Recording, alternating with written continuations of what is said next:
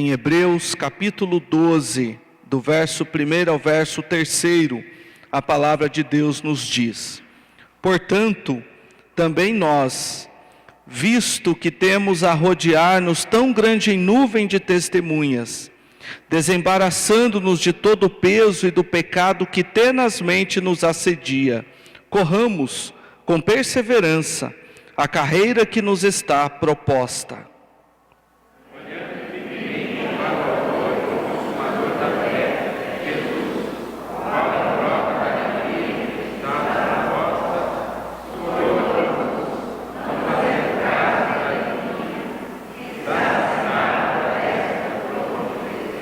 Considerai, pois, atentamente aquele que suportou tamanha oposição dos pecadores contra si mesmo, para que não vos fatigueis, desmaiando em vossa alma. Vamos curvar a nossa cabeça, vamos orar mais uma vez. Senhor Deus e Pai, nós te louvamos pelo privilégio de estar na tua presença. Te agradecemos pela tua palavra que nós acabamos de ler, mas como o cântico que nós cantamos nesta noite expressou, que nós somos fracos, mas que o Senhor é um Deus forte. Por isso nós nos colocamos diante da tua presença, para que o teu Santo Espírito fale ao nosso coração, fale à nossa mente. Também, ó Deus, peço ao teu Santo Espírito que me use como instrumento vivo em tuas mãos, para que eu possa transmitir esta palavra viva e eficaz ao coração dos meus irmãos, para que juntos nós sejamos edificados segundo a tua palavra. É a oração que fazemos no nome de Jesus. Amém. Irmãos, 32 anos de existência como uma igreja não é uma tarefa muito fácil. A igreja que nós tivemos o privilégio de pastorear em Juquiá, esse ano está completando 117 anos. Mas não importa, irmãos, se é uma igreja antiga, se é uma igreja nova, o que importa é que a igreja passa por diversas dificuldades e diversas lutas durante toda a sua existência. Não existe crente, não existe igreja que não passe por dificuldades, que não passe por obstáculos, que não tenha que continuar lutando a sua luta para continuar honrando, para continuar preservando a unidade que Cristo comprou na cruz do Calvário, mas também continuar pregando e anunciando as boas novas da salvação. Mas a grande questão para nós, irmãos, não diz respeito às lutas que nós passamos como igreja, mas a maneira como nós enfrentamos essas lutas. A maneira como nós nos colocamos diante de Deus como soldados, como servos, como discípulos, como cristãos, como crentes, para continuar batalhando segundo a fé que Deus entregou a cada um de nós. E quando nós olhamos para o texto que nós acabamos de ler, nós percebemos que esta palavra nos incentiva a continuarmos batalhando firmes a nossa batalha pela fé, a nossa luta cristã. Quando o autor aos Hebreus escreveu esta carta, e nós não sabemos quem é o autor, são apenas cogitações, mas na verdade nós não sabemos quem foi aquele que escreveu essas palavras tão profundas, que marcam a nossa carreira cristã, que nos motivam, que nos incentivam a permanecermos firmes na nossa fé. Mas nós sabemos que, independente de quem tenha sido o autor, esta carta foi divinamente inspirada pelo próprio Deus, usando o Espírito Santo, para que incentivasse, motivasse aqueles crentes a permanecerem firmes diante das suas aflições e das suas lutas. Nós devemos entender que o autor escreveu esta carta aos crentes hebreus. E aqueles crentes, eles estavam correndo sério risco de se desanimarem diante das perseguições que eles estavam sofrendo. Na verdade, meus queridos, muitos daqueles irmãos, naquela época foram presos, viveram escondidos em cavernas, alguns perdiam seu emprego, porque como não aceitavam participar nas festas pagãs que a sociedade promovia a eles, então muitos, além de perderem o seu emprego, também não podiam comprar, também não podiam vender, e acabavam ficando isolados da sociedade. Alguns acabaram perdendo tudo aquilo que tinham levado anos e anos para construir, por causa dos inimigos da cruz de Cristo, por causa daqueles que não aceitavam Jesus Cristo como o único Senhor e perseguiam aqueles crentes. Também há uma outra dificuldade que aqueles crentes estavam vivendo. Enquanto eles estavam no judaísmo, naturalmente eles cultuavam a Deus segundo os moldes judaicos, segundo os moldes do Antigo Testamento. Então havia aquele sacerdote com aquelas roupas sacerdotais, todos aqueles sacrifícios próprios que Deus havia instituído, mas que apontava para Cristo, para a vinda do Messias.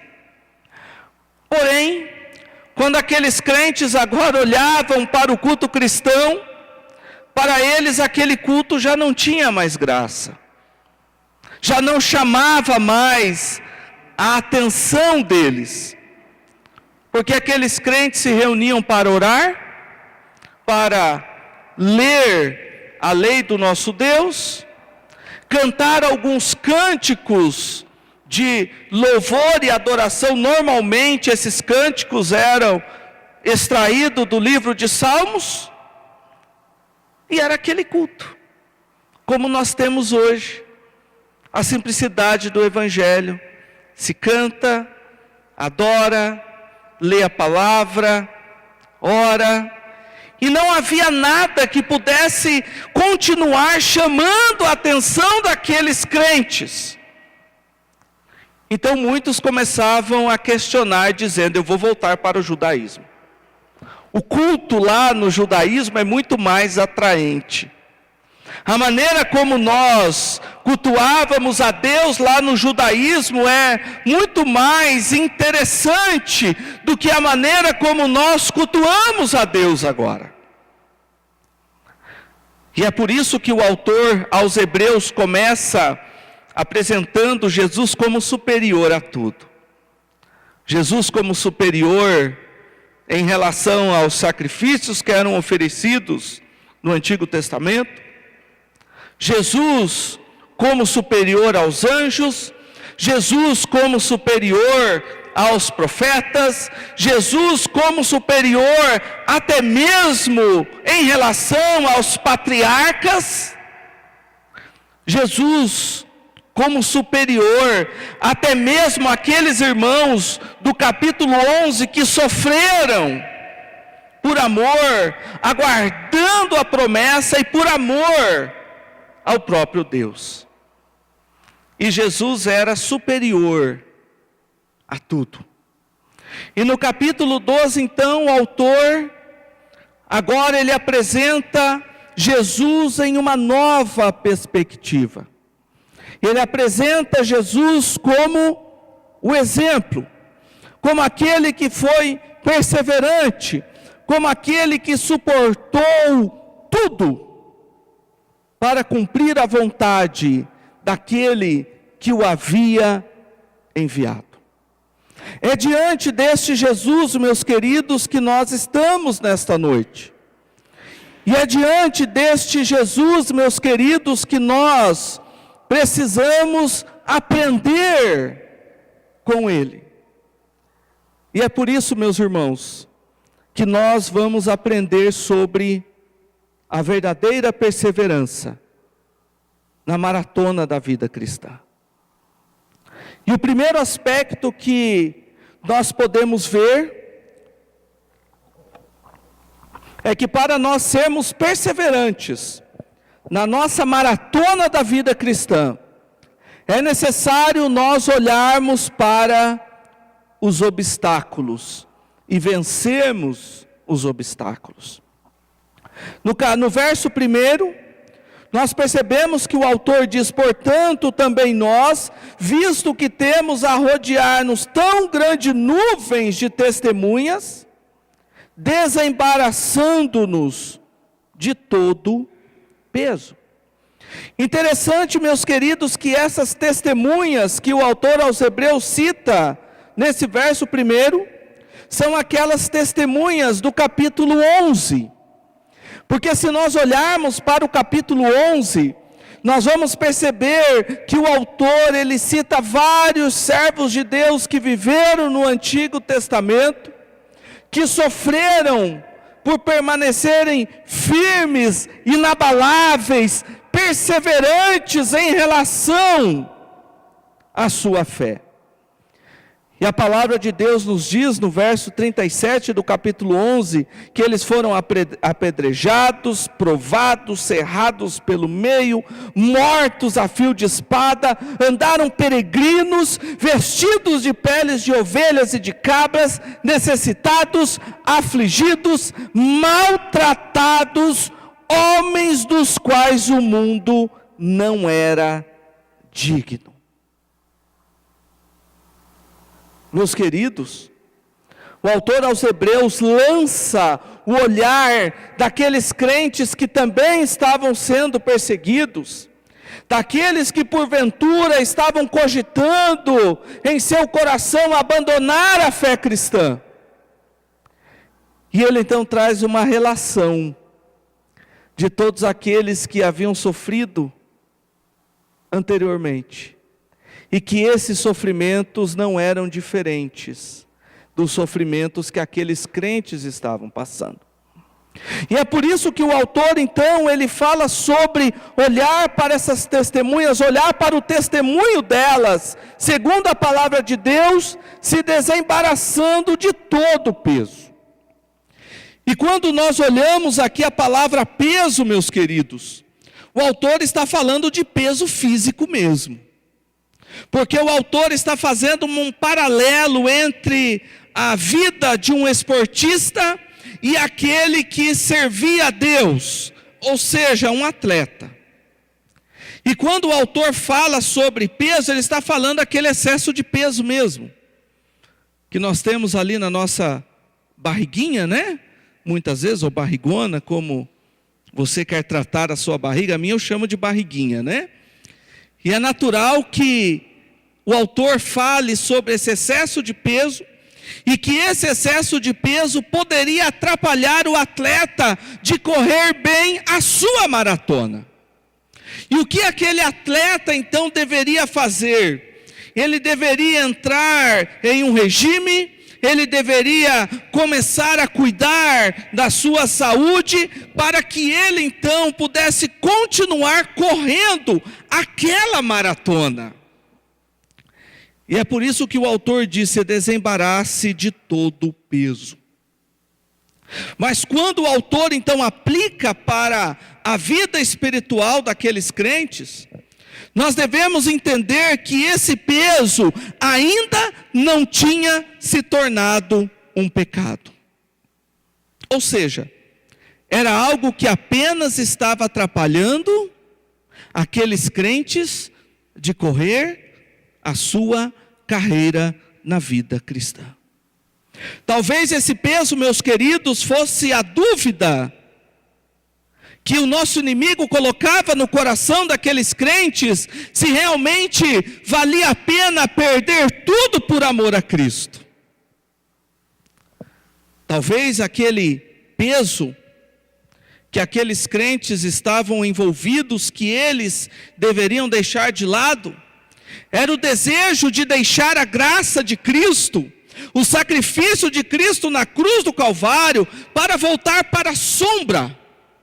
Porque a palavra de Deus deixa claro que tudo o que acontecia no Velho Testamento era apenas sombra daquilo que aconteceria no Novo Testamento. Agora, por meio de Jesus Cristo. Então talvez o peso fosse dúvidas que eram lançadas no coração daqueles crentes. E que muitos, infelizmente, acabaram abandonando a sua fé cristã, porque não resistiram ao dia mau. Para nós, meus queridos, talvez o peso ainda seja a dúvida. Diante das dificuldades que, como cristãos, nós vivemos, o fato de nós professarmos a fé cristã, o fato de nós nos posicionarmos como cristãos no nosso ambiente de trabalho, na nossa faculdade, na nossa escola, diante da nossa casa, diante dos nossos familiares, diante do nosso lar, traz para nós dificuldades. E talvez nós podemos pensar se vale a pena renunciar à nossa vida para ganhar a nossa vida em Cristo. Porque na verdade a vida cristã é uma renúncia, e a palavra de Deus deixa claro que aquele que quer ganhar a sua vida deve perdê-la. E a vida ali não diz respeito apenas a esta vida, mas diz respeito à vida que Deus já preparou para nós, onde nem olhos viram e nem ouvidos ouviram o que Ele já preparou para mim e para você. Talvez, meus queridos, o peso seja o ambiente que você tem frequentado, os programas de televisão que você tem assistido. Talvez esse peso seja a maneira como você tem se portado diante do seu computador ou do seu celular, nas madrugadas, diante da internet. Talvez esse peso diga respeito às pessoas que você tem se relacionado, que ao invés de trazerem a edificação espiritual, acabam te levando para a ruína. Talvez esse peso seja hábitos nocivos à nossa vida cristã, mas que nós ainda continuamos mantendo. Os pecadinhos de estimação, que nós muitas vezes não queremos deixar de lado. E por falar em pecado, irmãos, o autor continua dizendo que um outro obstáculo é o pecado, que tenazmente nos assedia. E o pecado, meus queridos, nós sabemos que se refere a tudo aquilo que contradiz o que Deus quer que nós façamos. E é interessante, irmãos, que o autor, então, ele fala sobre o peso e sobre o pecado, mas quando ele fala sobre o peso, é algo que ainda não se tornou pecado, mas que se não for abandonado, se não for deixado de lado, pode se tornar um pecado e atrapalhar a nossa carreira cristã. Aquela carreira, meus queridos, que Deus propôs para mim e para você. Porque o texto nos diz a carreira que nos está proposta. Ou seja, foi o próprio Deus que propôs essa carreira para mim e para você. Foi o próprio Deus que nos colocou nesta corrida. E a palavra carreira, meus queridos, nos dá a ideia de agonia, e realmente essa palavra no grego, agonia. E a carreira é verdadeiramente uma agonia. Para aqueles que gostam de correr, de fazer exercícios, como por exemplo o pastor, né? Gosta ali de dar uma corridinha. Ele sabe que quando ele coloca ali mais ou menos uns 5 quilômetros a mais do que ele está acostumado a correr todo dia, e ele então já correu a quantidade que ele corre todo dia, agora ele se vê diante de mais 5 quilômetros, então ali gera nele uma agonia, porque ele quer terminar, segundo o propósito que ele fez para aquele dia. E daquele momento em diante começa a vir a vontade de parar, de não continuar, não é verdade? De achar que colocou diante de si uma meta que ele não era capaz de cumprir. E na nossa vida cristã não é diferente. O Senhor nos colocou nessa carreira, mas nós temos o obstáculo do pecado, que continuamente está nos assediando. E assediar aqui, meus queridos, significa cercar de perto. Está muito perto de nós, nos assediando sem folga, tentando nos fazer a todos os momentos nos afastar da graça de Cristo. Agora o pecado, meus queridos, que anteriormente era um peso que não foi abandonado e depois se tornou um pecado, pode sim nos tirar por um determinado tempo da nossa maratona da vida cristã. Mas também o autor coloca como obstáculo o desânimo.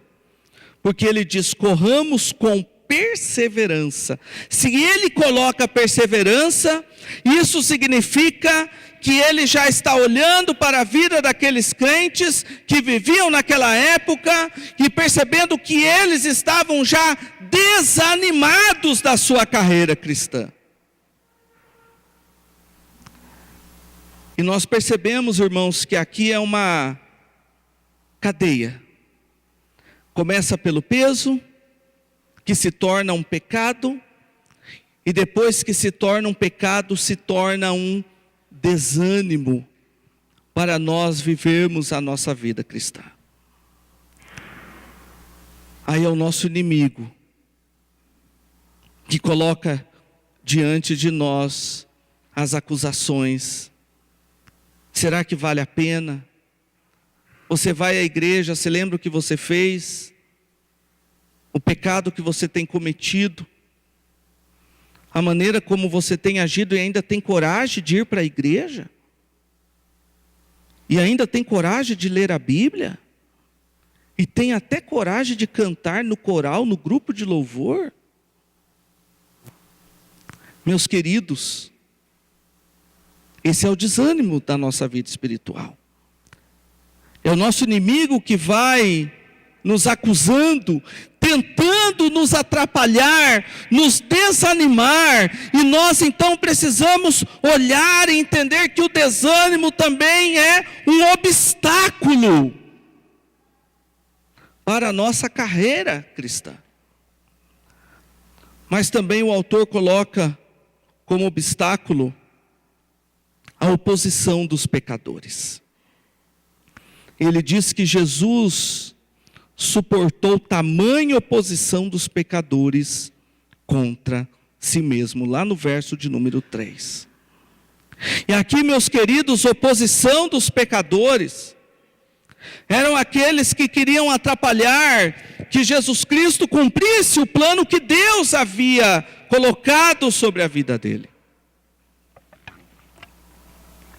E que Jesus havia aceitado cumprir esse plano, porque em todo momento nós percebemos que o plano de Deus para Jesus era um plano que Jesus havia aceitado cumprir.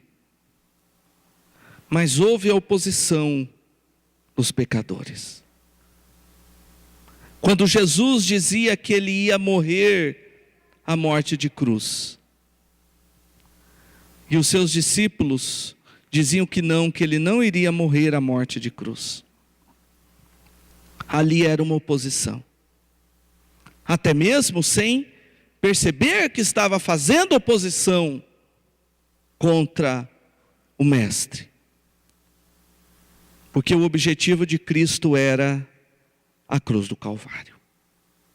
Durante toda a vida de Jesus, ele teve que enfrentar oposição contra ele por parte dos pecadores. E às vezes, meus queridos, essa oposição era daqueles que estavam ali junto dele, convivendo com ele, aprendendo com ele, ouvindo as suas palavras. E nós então começamos a pensar de que nós também enfrentamos essa oposição diariamente na nossa vida.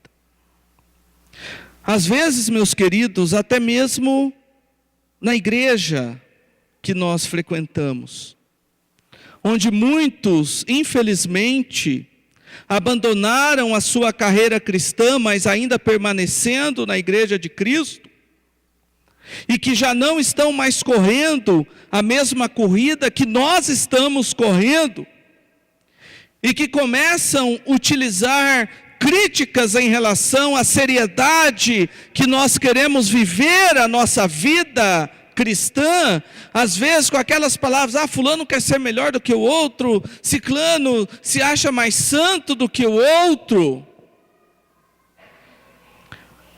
E muitas vezes, irmãos, nós encontramos a oposição dentro do nosso próprio ambiente, seja na igreja, seja na nossa casa, seja no nosso trabalho, seja na nossa escola, seja em qualquer outro lugar que nós frequentemos. Há sempre a oposição. E que nós não devemos nos entristecer, pelo contrário. Quanto mais nós recebemos a oposição dos pecadores contra nós, mais nós devemos nutrir, mediante a ação do Espírito Santo de Deus, um desejo de permanecer firmes e perseverantes. Sabe por quê, meus queridos?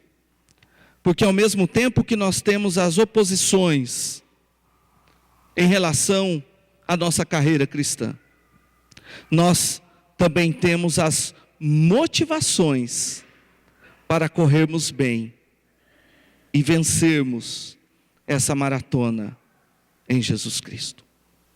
O autor continua dizendo que uma das motivações para nós continuarmos correndo, que a palavra deixa bem claro, é que a alegria de fazer a vontade de Deus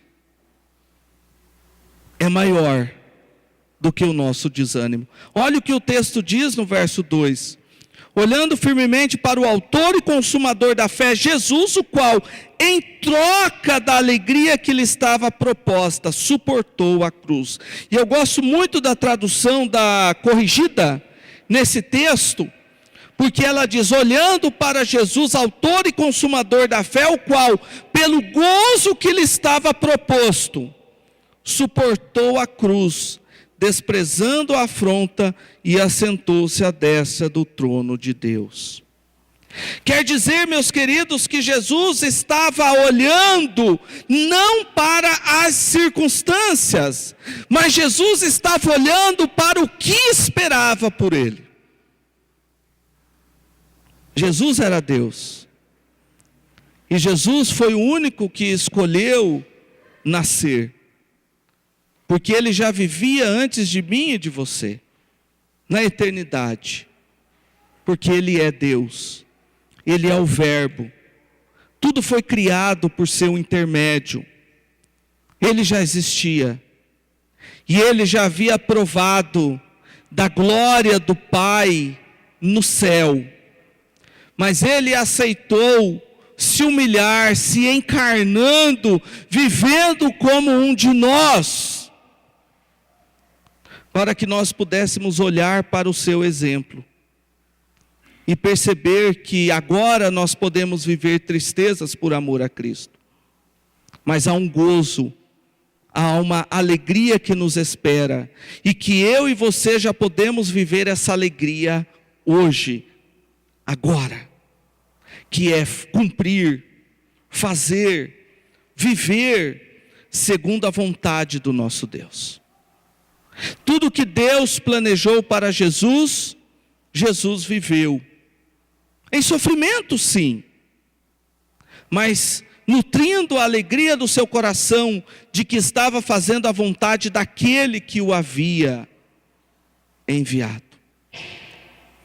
Porque a alegria de Jesus, meus queridos, não dizia respeito às circunstâncias, mas dizia respeito em viver uma vida de obediência ao Pai. É por isso, meus queridos, que a motivação para nós corrermos bem, ao olharmos para Jesus Cristo, é que algo ainda nos espera. A nossa vida não se resume apenas aqui e agora, mas a nossa vida se resume em algo que nós esperamos viver na presença de Deus. Porém, nós devemos compreender, meus queridos, que segundo o apóstolo Paulo, nós já estamos assentados nas regiões celestes.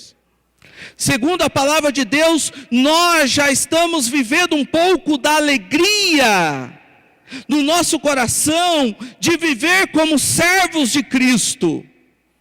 Como diz o hino, depois que Cristo me salvou, a minha vida em céu se tornou. E da mesma maneira que eu e você vivemos agora a alegria da salvação, os ímpios, aqueles que rejeitam a obra redentora de Jesus Cristo, já vivem um pouco do que é a ira de Deus sobre as suas vidas. Nós já vivemos um pouquinho do céu. E os ímpios também já vivem um pouquinho do inferno nesta vida. E essa motivação, irmãos, de olharmos para Jesus e de percebermos que há algo que nos espera, é a maior motivação que nós temos para continuarmos firmes. Essa motivação que nos faz olhar firmemente para o autor e consumador da nossa fé, Jesus, e nós percebemos que o autor, no capítulo 11, ele vai falando sobre diversos servos de Deus que viveram a sua vida, mas no capítulo 12, então, ele coloca Jesus como o maior paradigma, como o maior exemplo de vida. Esse Jesus que eu e você devemos imitar continuamente, buscar viver uma vida como ele viveu, mediante a capacitação que ele mesmo tem nos dado. É para Cristo que nós devemos olhar. Mas também, meus queridos, nós devemos compreender que a busca da imortalidade em Cristo já era uma busca que fazia parte da vida daqueles crentes no Velho Testamento. Mas que Deus não permitiu que se concretizasse, para que nós também pudéssemos viver essa realidade com eles. Olha o que diz o verso 39 e o verso 40 do capítulo 11. Ora, todos esses que obtiveram bom testemunho por sua fé, não obtiveram, contudo, a concretização da promessa, por haver Deus provido coisas superiores a nós, superior a nosso respeito, para que eles, sem nós, não fossem aperfeiçoados. Meus queridos, isto é algo maravilhoso. Porque aqueles servos de Deus viveram segundo a promessa do Messias. Mas a promessa do Messias não se cumpriu na vida deles. A promessa do Messias se cumpriu agora na minha vida e na sua vida. E por isso eles estão aguardando a ressurreição final. Para que eles e nós possamos ser aperfeiçoados segundo a consumação da obra de Cristo na vida dos seus filhos. É por isso que o autor diz que Deus proveu algo superior a nosso respeito. Porque aqueles servos de Deus viveram aguardando a Cristo, e nós agora vivemos com Cristo habitando no nosso coração, por meio da ação do Espírito Santo, por meio do Consolador.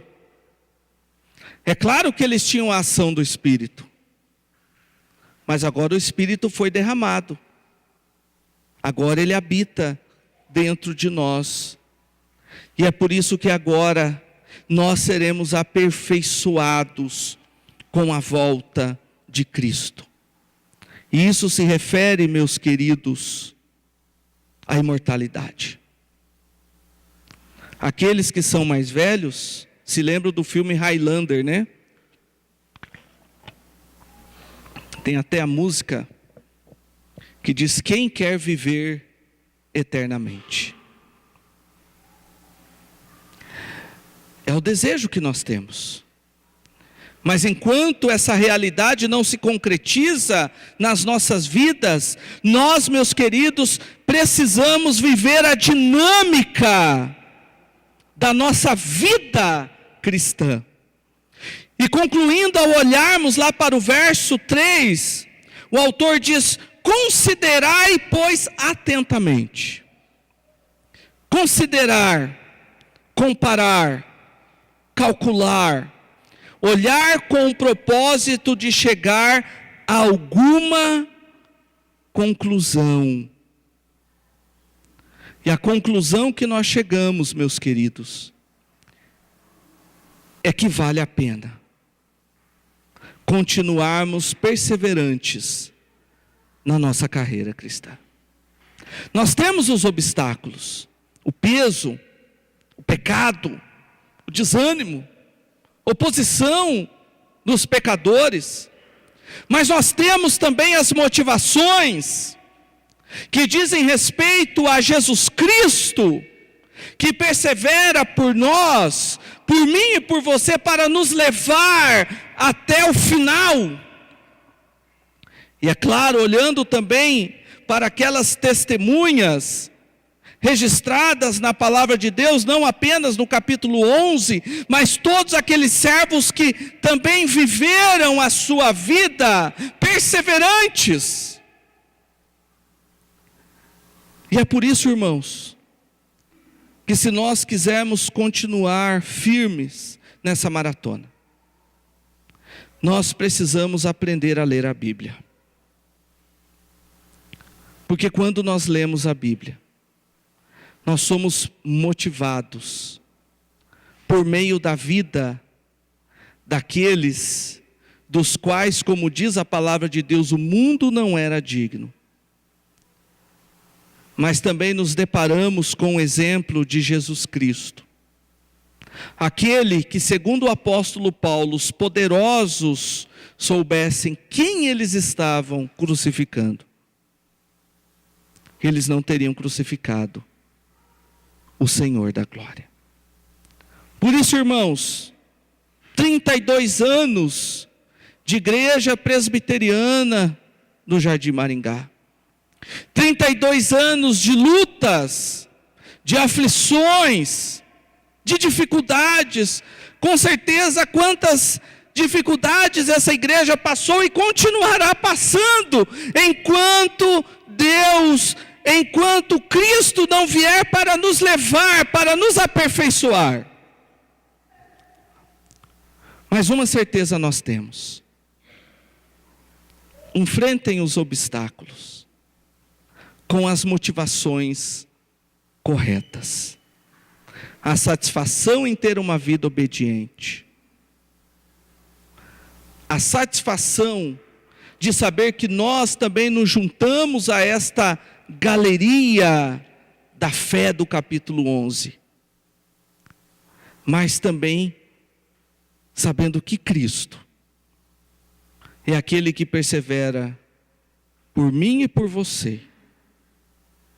E é aquele que vai nos levar, que vai nos dar o prêmio final, a coroa, onde nós viveremos eternamente, segundo a sua presença. Que Deus nos abençoe, e o meu desejo é que esta palavra fique gravada nos nossos corações. Amém.